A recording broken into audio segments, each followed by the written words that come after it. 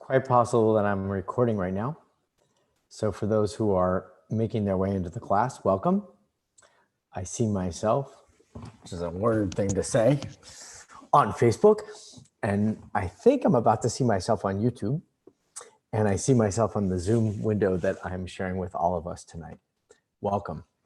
Welcome for all the friends that are tuning in. Welcome if you're a new learner with me and even to the Valley Beth Shalom community.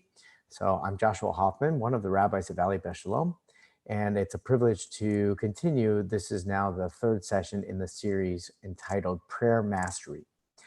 And the goal of this class is not only to discuss the concepts of the importance of prayer, really grapple with the challenges of prayer that exist in modernity, in our own lives, a present experience, and what it means to be prayerful in this time. And not only if you're a person that is perhaps by nature innately prayerful, to be able to transform those feelings and those experiences, or that openness and capacity to experiencing prayer within the framework of Judaism. And so that brings us to what we're going to be studying tonight. What makes either a prayer Jewish, or what makes Jewish prayer? And I wanted to frame it in that question because I think that when we consider what prayer is all about, it's kind of like acculturation. It's kind of like knowing our identity, is that there is a concept of prayer that just has no boundary.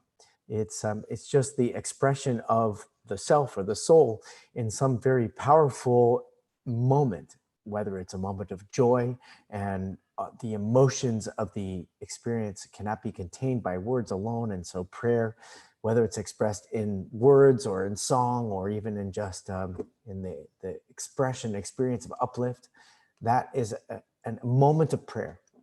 Or whether it's a time in which there's great uncertainty and we're looking for the path to understanding, and we're looking for some guidance, that prayer in that moment is an opportunity for us to perhaps find words, find ideas that we didn't know were in existence before. So pardon me, I'm just trying to plug in a little bit of, there we go, hold on a second. It seems so hard, I'm breaking my computer. There we go. Welcome to Valley Beth Shalom. That's in my home.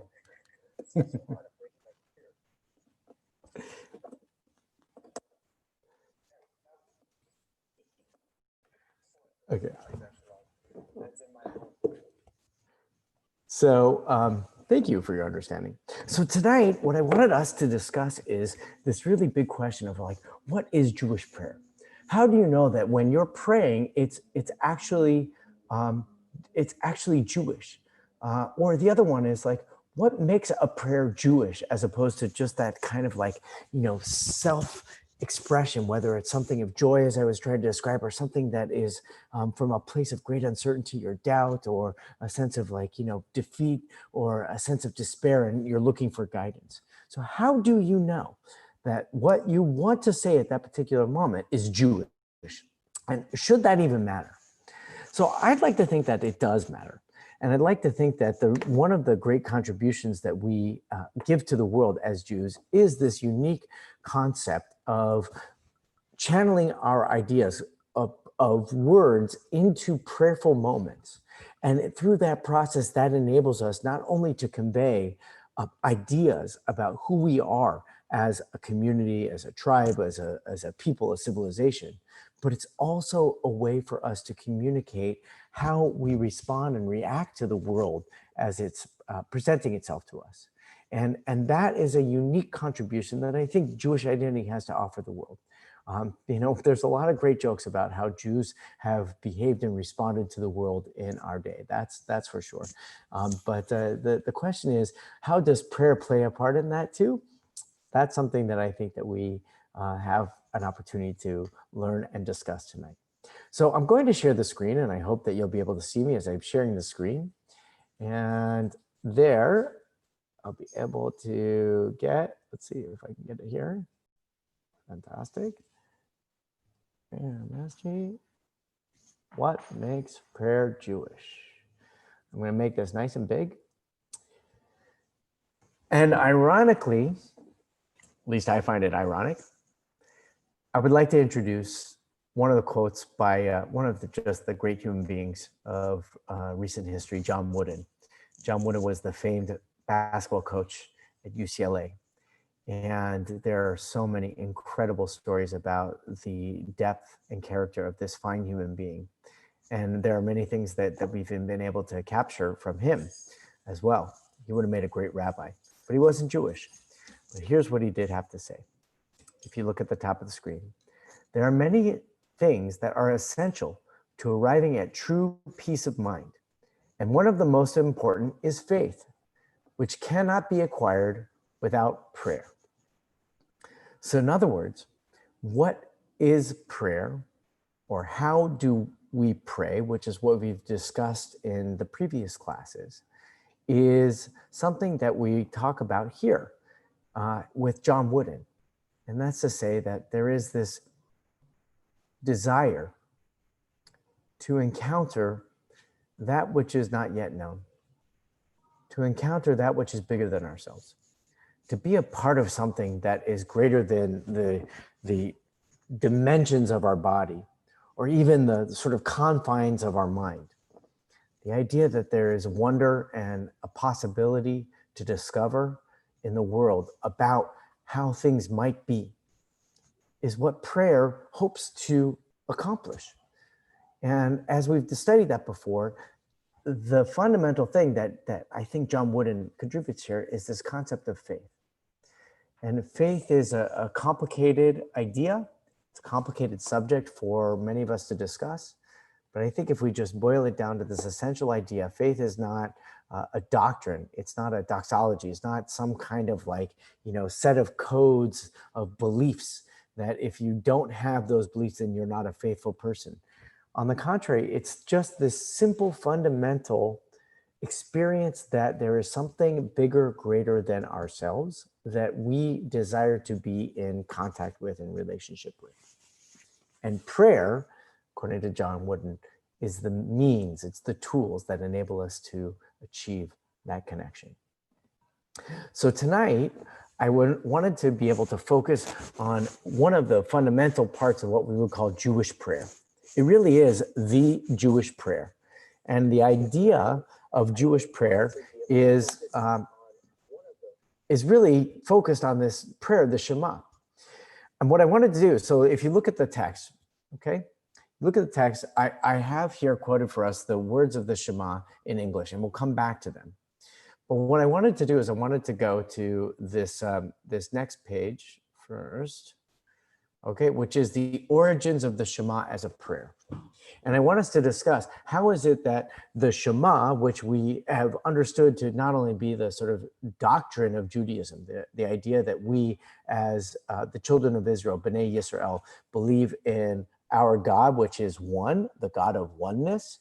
Okay, it's a sense, if you will, of ethical monotheism in philosophical terms. That's what Judaism is all about. But the question is, how does one pray that? How did that become something that we consider to be prayer? So the first thing that we want to look at, and then I'll pause and take any comments if anybody would like to add some comments. The pause, so the first part of this is in this concept of how the Shema got into what we call the Siddur.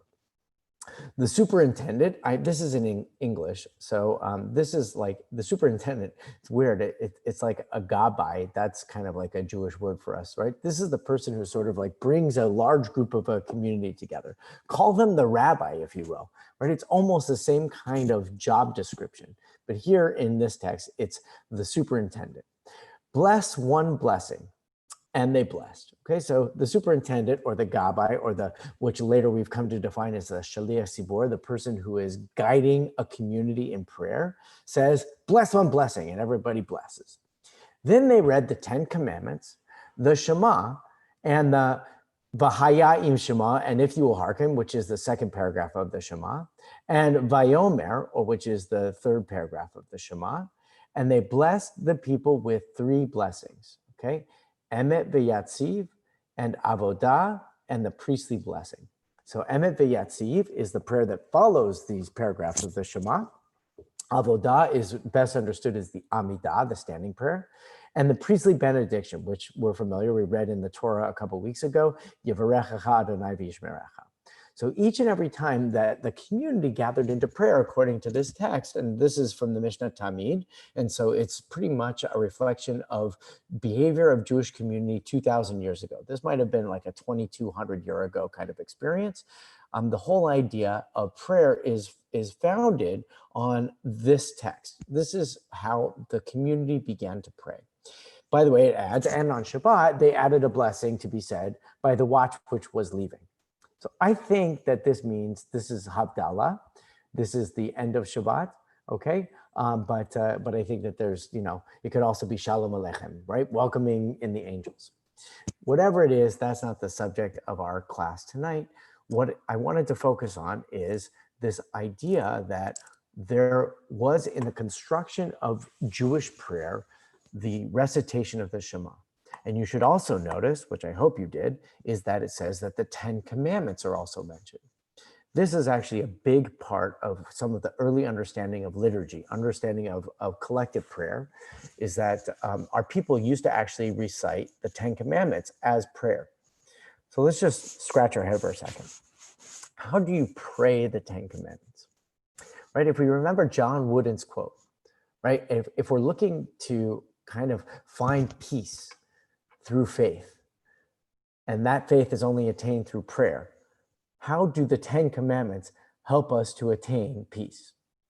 Now, logically, we can start going through this. Well, if you recognize that there's only one God, well, once you really understand that, then that helps to differentiate from things that might be a distraction to that. Observing Shabbat, which is in the 10 commandments. Well, once you understand not only conceptually what that is, but you behave in that way, that enables you to have a sense of peace and even a sense of faith. Right? Honoring your parents, or making sure that you're not an adulterer, or that you don't covet your neighbor's things. Okay? And when you go through each and every one of these, right? Even the ones that say you shall have no other gods before me, and you shouldn't make any graven image of God, they all have their kind of test. And there's something about that test that I think makes it difficult for us to pray it. There's something about this idea of faith which demands certainty. And I wanted to bring up this concept that faith in Judaism is not about certainty. In fact, we've constantly tried to teach that. And you'll hear, if you've been in other classes that talk about prayer, that somehow prayer is this kind of abrogation of your intellect or the subjugation of your intellect and the acceptance of this kind of like divine presence, or the acceptance of the power of something that is beyond your control and you are completely subservient to it.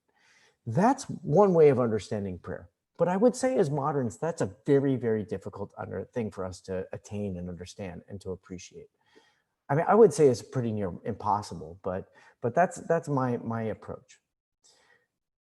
Regardless of where you are on the spectrum of using concepts as a mediating method for attaining faith, the Shema is something that we actually have transformed into prayer.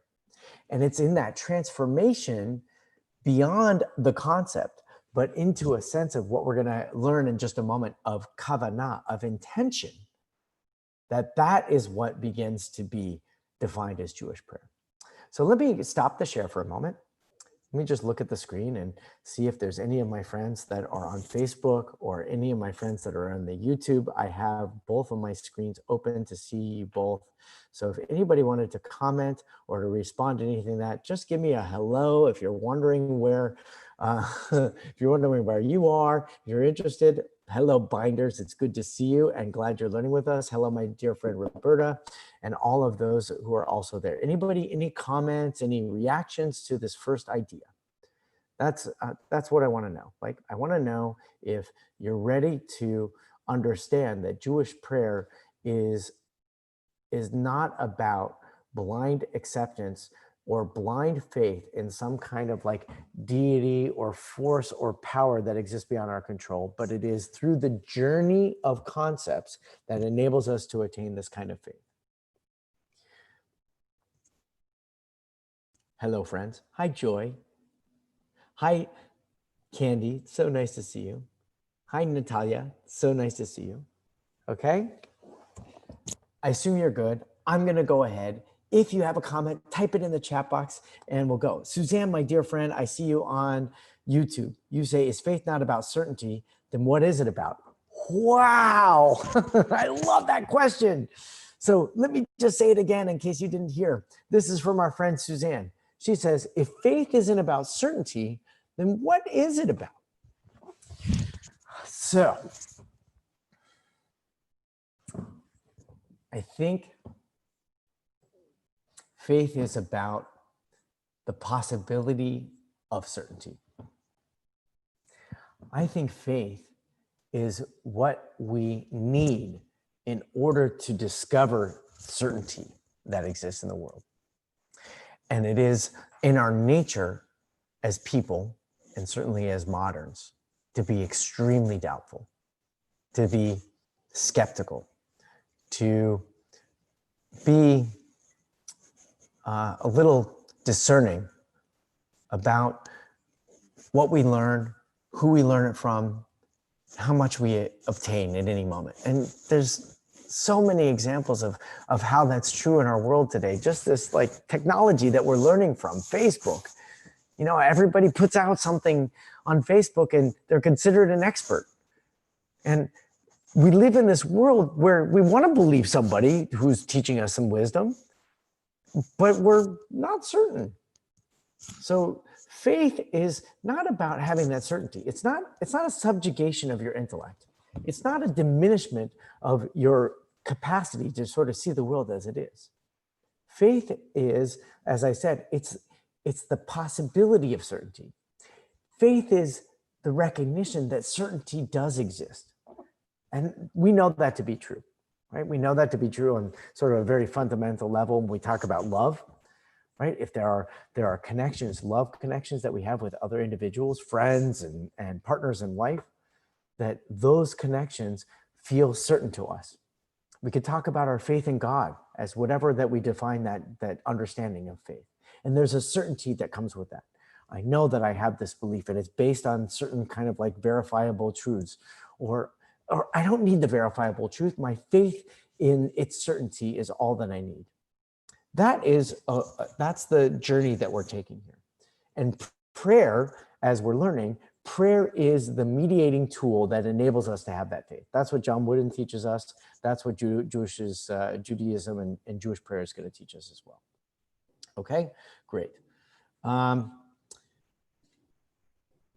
going to read Joy's comment. My inquiry is little always discussed in the 1980s. And let's see what we got. Yeah, you know, that's a really great thing. It's a great similar question, right? What makes art Jewish? What makes prayer Jewish? What makes, what makes food Jewish? All of those things. So, what's wonderful in the question, thank you, Joy, for bringing it up, is that we care about something unique and defined or definitive about prayer or art or food or culture or ritual or identity that makes it uniquely Jewish. Okay, that's a gift and that's a challenge in the world, right? It's something that enables us to share our uniqueness, our particularity with the universal, but it's also something that causes great difficulty in the world as people have regarded that unique Jewish identity as something disdainful and have set about to speak negatively, even cause harm to those who identify themselves as Jews. So that's a wonderful dilemma, and I want to put a pinhole in that and discuss that at another point. But to understand that the very same question of what makes art Jewish and what makes prayer Jewish is connected to this idea that there is something particular about what Judaism brings to the world that we deserve to explore and deserve to know, because we're going to show up in, virtual prayer space on Rosh Hashanah, or we're going to show up in some way in person on Rosh Hashanah, and we're going to be asked to pray. I want us all to know what it is that we're praying. Fantastic. Thank you for comments. So let's go back, see how we're doing. Okay. Now, if you want to see, let's just go briefly from the Shema. Okay. You hear the words, "Hear, O Israel, the Lord is our God, the Lord alone." Okay. "And you shall love the Lord your God with all your heart, with all your soul, and with all your might. Take to heart these instructions which I charge you this day. Impress them upon your children. Recite them when you stay at home and when you are away, when you lie down and when you get up. Bind them as a sign upon your hand and let them serve as a symbol on your forehead. Inscribe them on the doorposts of your house and upon your gates."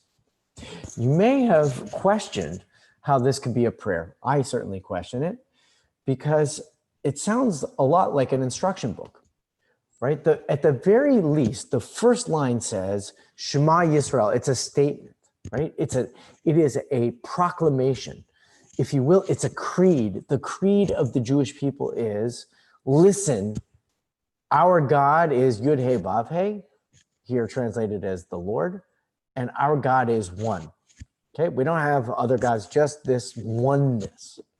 So the idea that we're making a statement and we're turning that into prayer is already a challenge.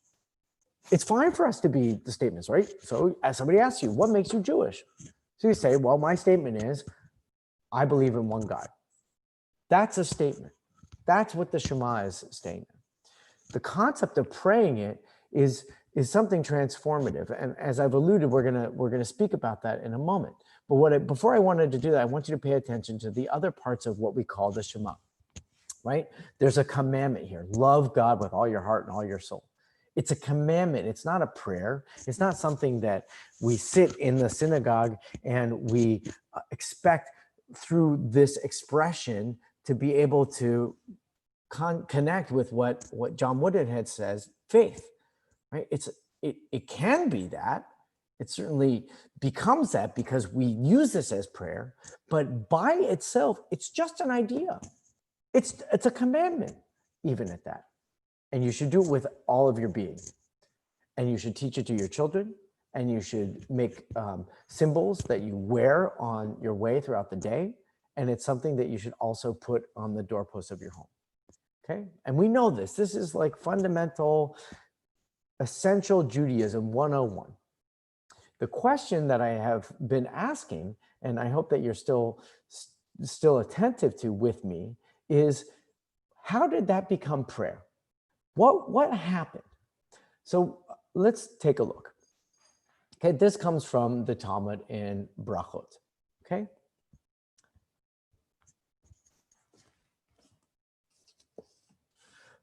Whoever is Gricycle, I love your introductions. Shalom from the Inland Empire, and that mindfulness is what we're talking about. Oh boy, this is about mindfulness. And ready? Pay attention to the next teaching.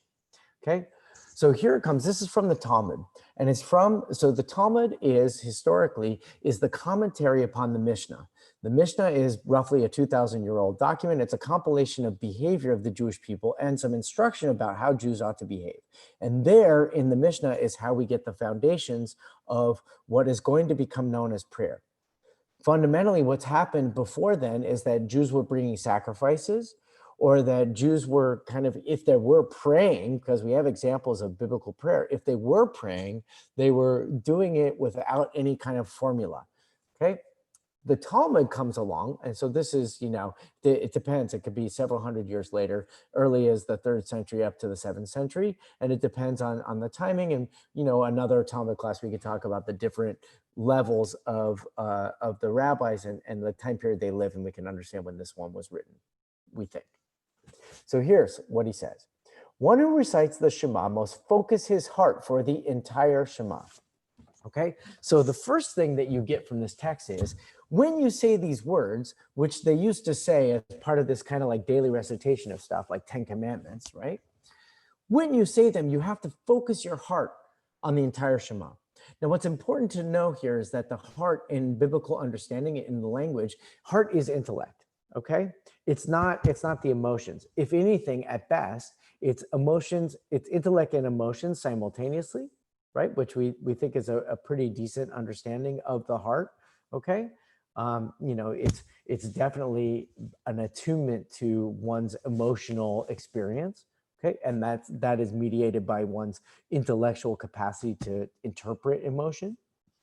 And then we'll talk a little bit later when we talk about what it says with all of your soul, okay? Soul there in Judaism understands not only this like ephemeral, intangible quality, which we've discussed is transcends the intellect and the emotive experience, but is really the sort of connective tissue to all the forces of life that exist, okay? And the body, right? It's the universal and the particular. That's what soul is in Judaism, okay? And me'odecha, okay, the one's strength is not only a certain kind of like physicality, but it's also a mental strength, okay? The idea is that when you recite the words of Shema, you do it b'chol levavcha, which is mind and heart, b'chol nafshecha, with all of your soul, which is, soul and body, okay? I don't know if my gestures equate to what I just was talking about. And b'chol me'odecha, which is, strength, and it's also, your sort of mental will. Okay, some interpret that to also like mean your stuff, your possessions. All right, we're in the middle of the Talmud in which he says, okay, Rabbi Acha says, I don't know if you could see, let me see if I can make this, right? Rabbi, see that? No, let me erase that, that's not good.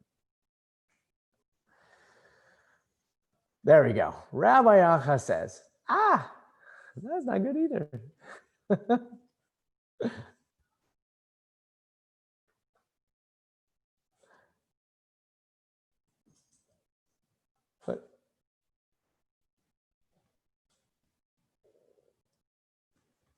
Let's try this again.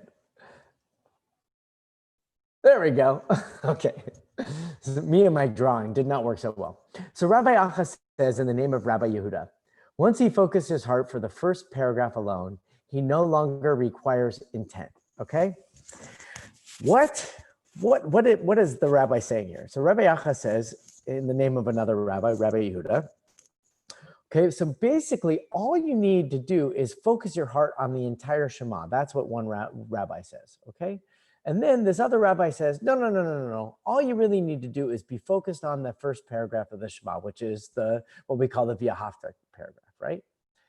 And once you do that, it doesn't matter if you're like saying it with, with all your mind and all your heart and all your soul and all your body, okay? So how is that true? With regard to this, Tosefta is a Talmudic term that says it's an additional teaching than came out of the Mishnah or the Talmud.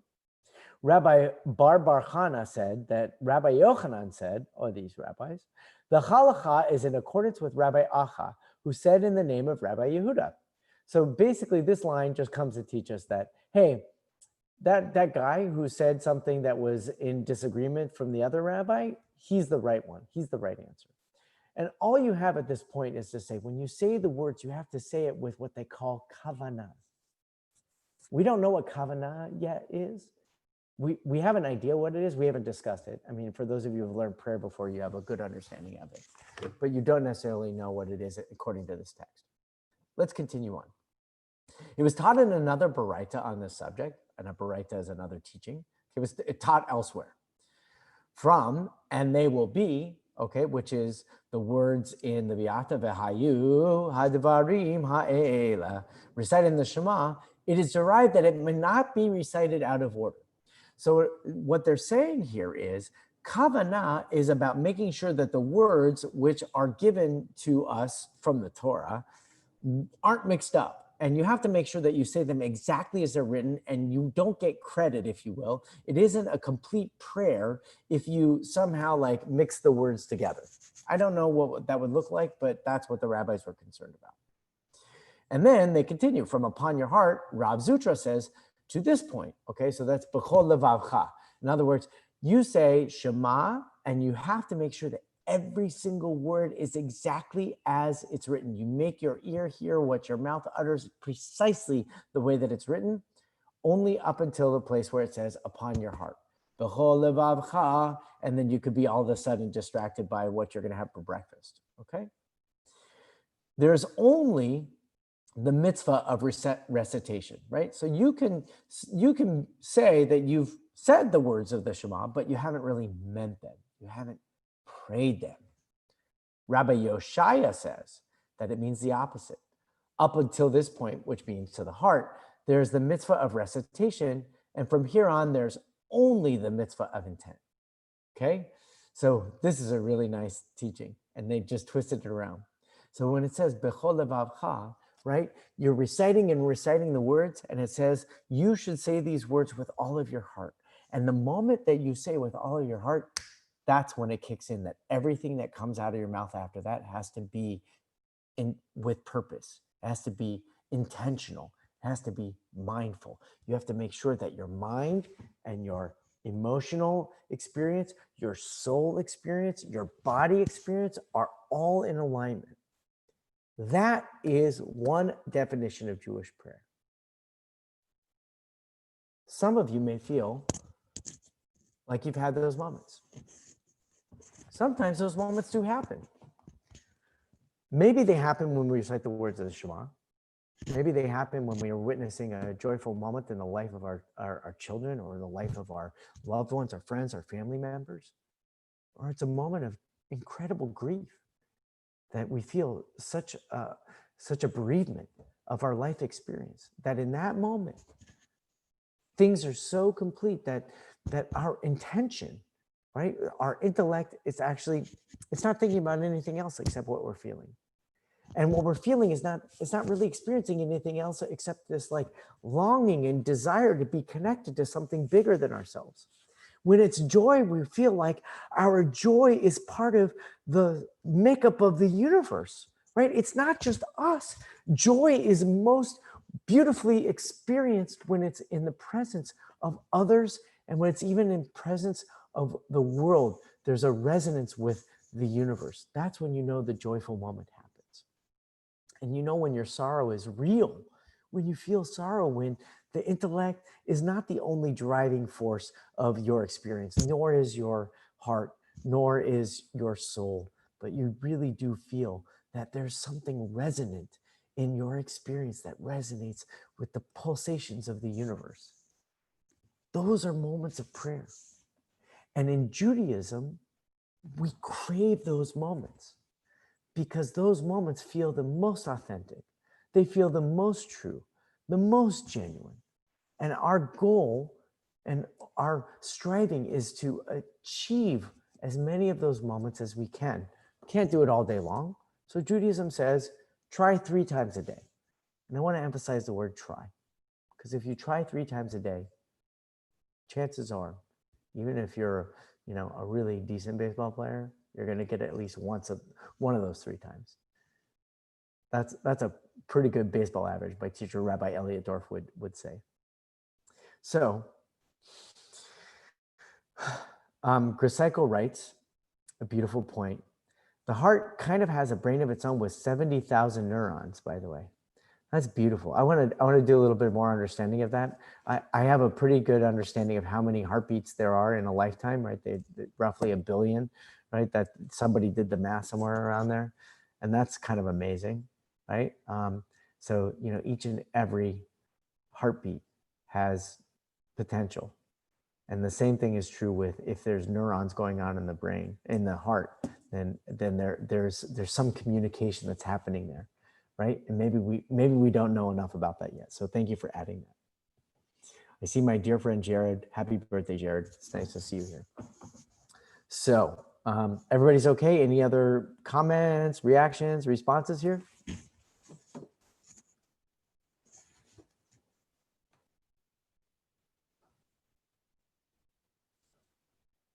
All right, let's continue on. Go ahead and write it in the chat box and I'll respond to you. Okay. So this is another selection also from the Talmud. You'll notice that it's from a previous page. Okay. And the Talmud is continuing about another text. Okay. So the Gemara continues in this text. What was the portion of ritual fringes established? Well, I'm sorry, why was the portion of ritual fringes established as part of the recitation of Shema when its content is unrelated to that of the preceding portions? I wonder if you ever asked the question. The Talmud asks a great question. The V'ahavta says, if you follow the mitzvot, first of all, love God, and you should love God with every which way of your body. And you should also make sure that you're teaching it to your children and keeping reminders of it around your house. Then the second one says, if you follow all of these rules, God's going to give you some blessings. And if you disobey the rules, then God is going to kick you out of the land. God's going to withdraw God's blessing from you. And so therefore, remind yourself, just like in that first paragraph, teach this to your children, keep symbols about your body and in your home, and make sure that you are transmitting them. The third paragraph of the Shema is all this thing to do with the fringes. How did the rabbis pick that? Okay, especially because if you remember that Mishnah that we read, it didn't say, it does say Vayomer, right? So they picked it by that time. So what is it that they were thinking about? Okay, so let's read. Rabbi Yehuda Bar Chaviva said, the portion of ritual fringes was added because it includes 5 elements, including the primary reason for its inclusion: the exodus from Egypt, the mitzvah of ritual fringes, mentioning of the exodus from Egypt, the acceptance of the yoke of mitzvot, and admonition against the opinions of the heretics. Okay, so I want you to just sort of perseverate on this concept for a minute. Why did we recite a paragraph about tzitzit, about the ritual fringes? Because of 5 reasons, according to Rabbi Yehuda Bar Chaviva. He says it's because in that paragraph, you have all of these 5 really important reasons. The exodus from Egypt, actually the commandment to wear the fringes themselves, the acceptance of what's called the old malchut mitzvot, the mitzvot as a burden upon us, that we have a responsibility to perform mitzvot, and as well, there's some kind of like opinion of the heretics, right? It says, now let's go back up to the text and you'll see it. Okay, it says, the Lord said to Moses as follows: speak to the Israelite people and instruct them to make for themselves fringes on the corners of their garments throughout the ages. Let them attach a cord of blue to the fringe of each corner. That shall be your fringe.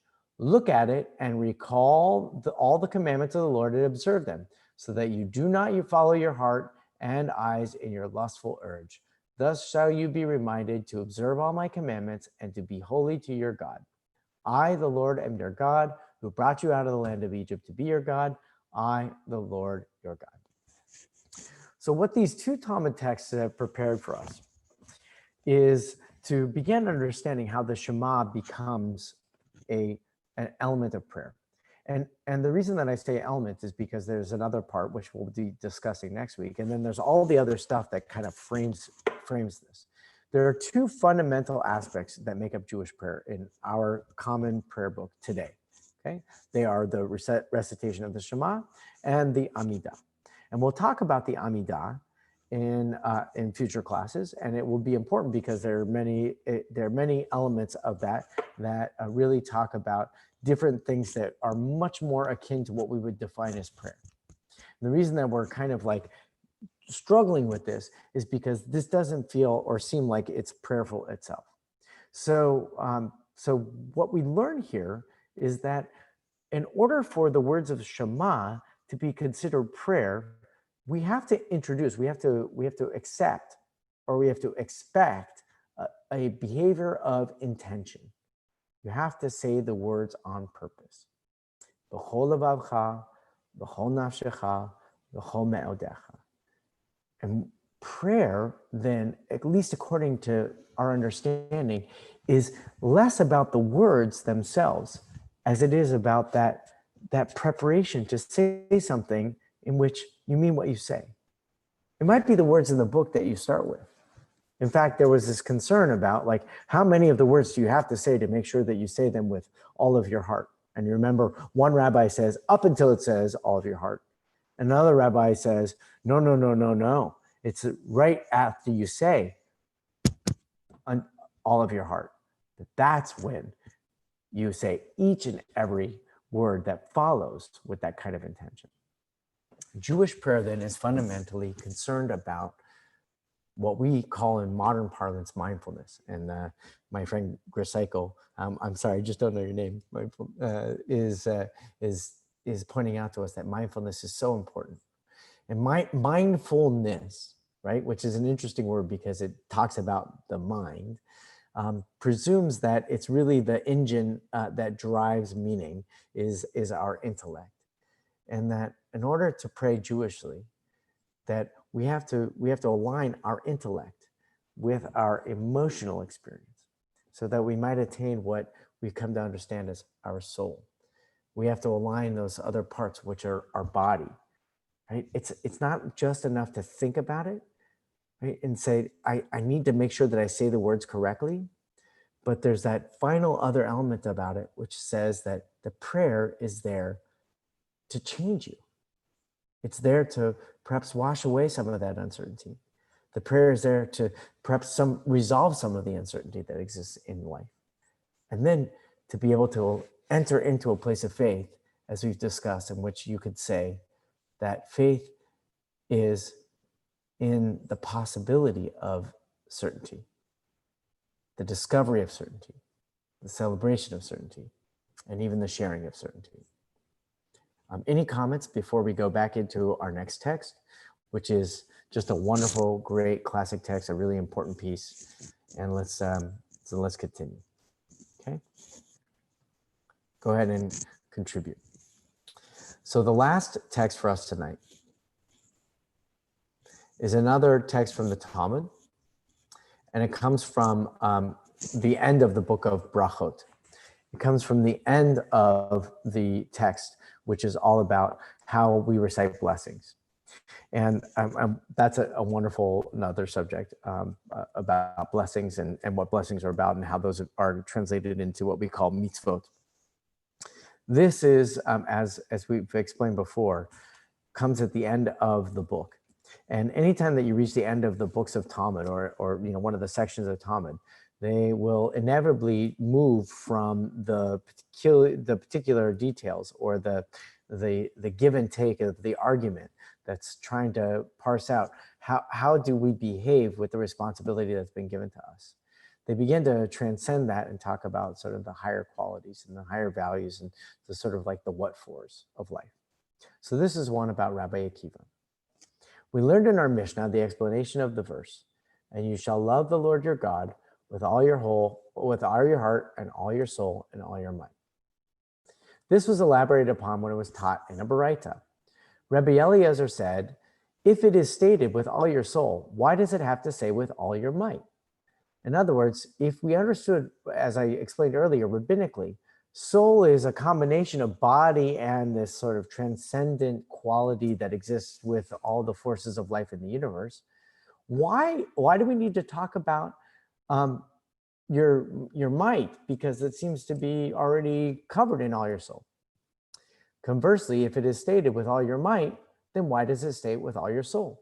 In other words, right? So what might is body and, I think intellect here, or I think it's higher intellect. It's decision-making intellect. It's choosing intellect. If that's what all your might is, then, what do you need soul for? That's an interesting question. Rather, he teaches, it means that if one's body is dearer to him than his property, okay, therefore it is stated with all your soul. One must give his soul in sanctification of God. In other words, why does it have to say soul and body and might? Because we might give preference from one to the other. We might have a tendency to be an ascetic from time to time, especially if we've experienced the thrills of joy, and we crave that experience again and again and again. Or if we've understood that in the depths of our soul, there's grief and sorrow, And it's through that we find comfort, even healing, right? So this says that sometimes there might be some kind of like disparity between the needs of those two. And that's why you have to have all three. With all your soul, one must give his soul in sanctification of God. And if one's money is dearer to him than his body, therefore it is stated, with all your might, with all your assets. Remember, I talked about that was another interpretation of might, means all your money. Rabbi Akiva says, with all your soul means even if God takes your soul. Okay? So Rabbi Akiva comes in this moment, and we're about to understand why Rabbi Akiva becomes the iconic teacher of this, to say that you love God with all of your heart and all your soul and all your might. It might imply that all is something that says even everything that is contained within your body or your mind or your experience, that is not complete until it is in unification or union with God. And so that's why you say with all your soul, all of your soul. When you pray with such intention, it says, even if you are prepared, even if God takes your soul. That's a very, very challenging idea. Hold on to it as we read why Rabbi Akiva is attributed with saying something like that, okay? When they took Rabbi Akiva out to be executed, okay, and the ellipses are seriously, they're about a digression and not about this. This is as a surprise in the argument as the ellipses in between what we just said and what we're reading is written. And even more so, you have to understand a little bit of the history. Rabbi Akiva was among those rabbis who staged rebellions against the Roman army.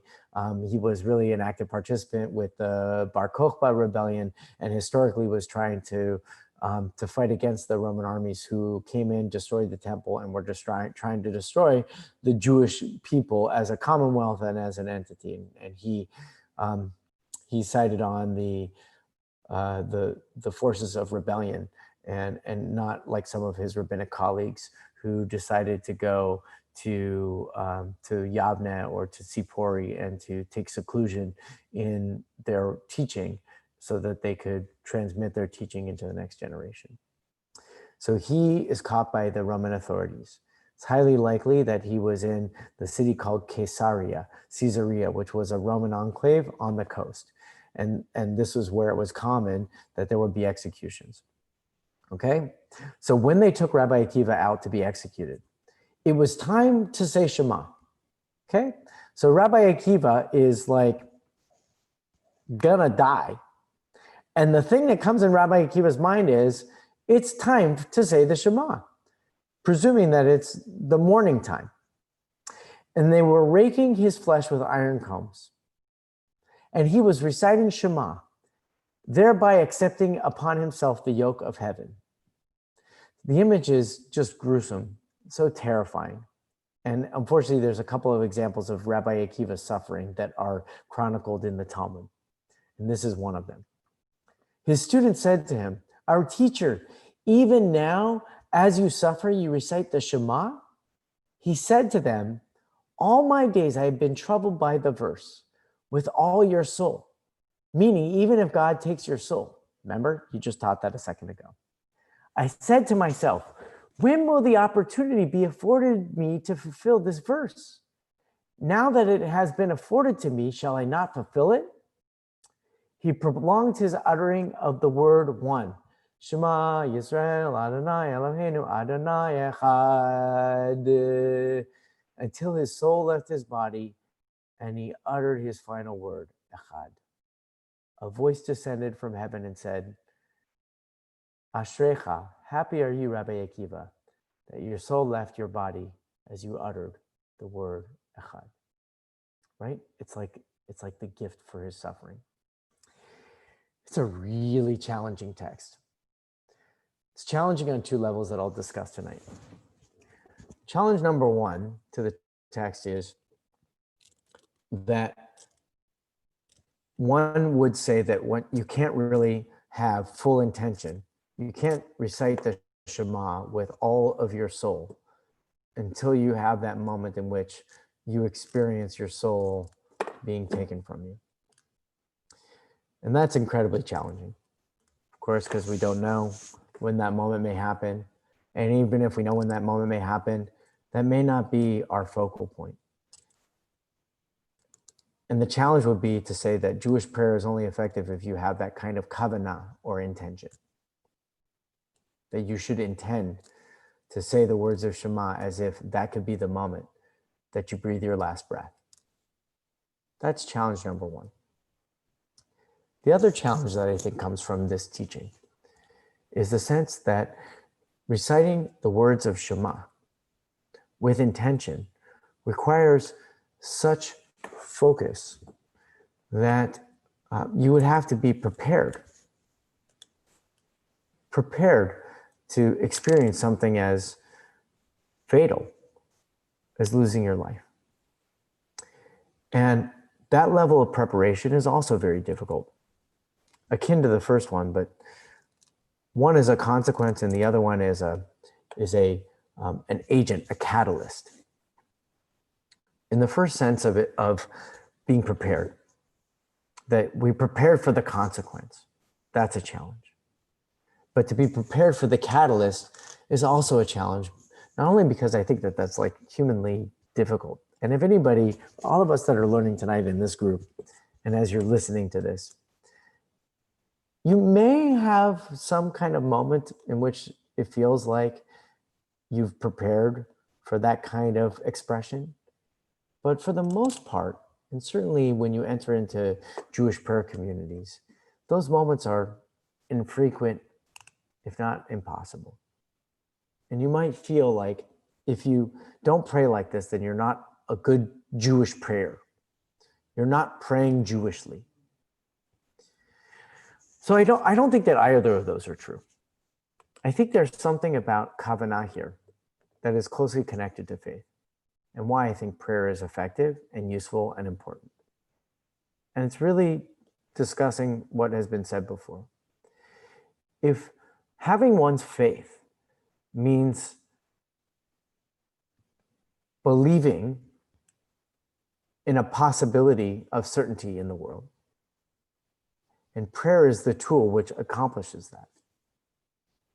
Reciting the Shema, in which you feel a moment of transcendence, if you will, a moment in which mind and body and heart and soul all kind of like cease to be recorded as rational experience, and you are simply being, that those moments are indeed possible. And those moments come not from the narrow demands of preparation, but they come from the conditions that we create to enable that possibility of certainty to be discovered. Prayer, Jewish prayer, is less about a doctrine. It's less about accomplishing a checklist of belief, as it is about a preparation for the possibility that certainty can exist in your world. Why is that important? I'll tell you, it's extraordinarily important in a time like ours right now. We're living in a time when things are changing daily. And even though there's perhaps some sense of like continuity, we're even anticipating that the future will be a little bit brighter than it is today. It's still very uncertain. And to develop a sense of prayer in which one recites words or one places oneself in a posture or expresses oneself in a certain way to enable that possibility of certainty to be felt, to be thought about, to be experienced. That seems to be a worthy endeavor to me. As one that has increased my prayer life over these past few months, I'm finding such personal, great satisfaction in the preparation, not the preparation that this will come to an end, or that, you know, the consequence of my prayer is that God will take my soul, or that I will prepare enough that my soul will be with God. That's not it. I don't want that in my life, and I don't think that you want that either. But what it does enable me to do, and what I hope it enables you to do, is to prepare yourself for the possibility. That's what I think Jewish prayer starts to be about. And that's why tonight, why reciting the Shema is more than just a recitation. It's more than just a concept attainment of loving God and teaching the words and being an embodiment of all your might, or being a connective experience of all your soul, or being in alignment with your mental and your emotional experience. Those are all really important. And those are really, really meaningful ways to catalyze what Jewish prayer is all about. But it's through that process that you can attain this higher level of what we call faith. And that's what John would have meant. And I think that's what it means for us to pray Jewishly. So I'm going to pause before we reach our conclusion. I'm going to invite anybody to say anything, add comments. One of the comments is, things happen in the spaces between the words too. Yeah, lovely. Thank you. Beautiful words, right? The idea is that, like, that's another way of saying prayerfulness, right? That being in the experience of the words isn't about the words themselves, but it's sometimes in the space in between. Any other comments or contributions or reflections or challenges? I welcome your expressions. I'm glad that you're here learning with us tonight. I hope you're enjoying it.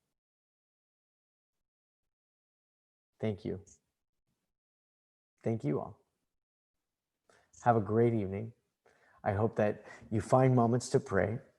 I hope that when you encounter moments, whether they're within the confines of Jewish structured prayer, or they're prayerful moments that you stumble upon or you create for yourself, that those moments really do come in alignment with this sense of kavanah, intention, that you mean what you say, and that you are prepared for the discovery of new possibilities and new certainties that maybe weren't available to you before.